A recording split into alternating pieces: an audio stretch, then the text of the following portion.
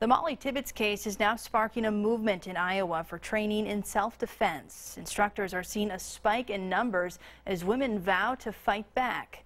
Gabriella Vidal attended one of the sessions in Marion, Iowa this weekend.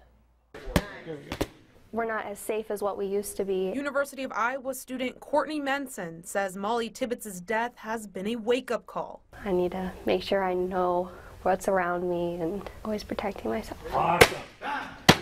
For young women to now learn self-defense. Because of the gruesome outcome, I think people are really confronting A, the realities of violence, and B, when you can in small town Iowa be victimized just like you could in an urban area, people notice that. Mike Gillette has been teaching this same self-defense class several times this year, but an uptick in registration this week more than doubled his usual class size. I think we have a lot more college-age girls attending today. Courtney, a future member of Dance Marathon, like Molly was, didn't know the 20-year-old, but can feel the pain others are now facing in her absence. One of my coworkers, she was actually in her group for Dance Marathon, and she said that it was just it kind of upset her because she was a big part of it, and she's not going to be there anymore.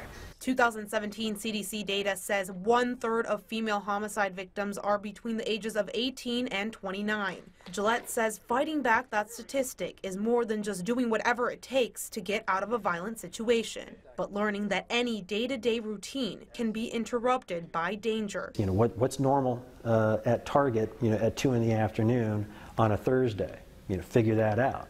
And if you do figure that out, you're better able to see what is out of place. I live on west side of campus, so I have to walk across the bridge. I'm definitely more of aware of my surroundings, especially since I have night classes. Courtney believes that just taking one class like this could make a difference in safety for women. If there's a gun or a knife, how to approach that situation and just make sure that I keep myself safe.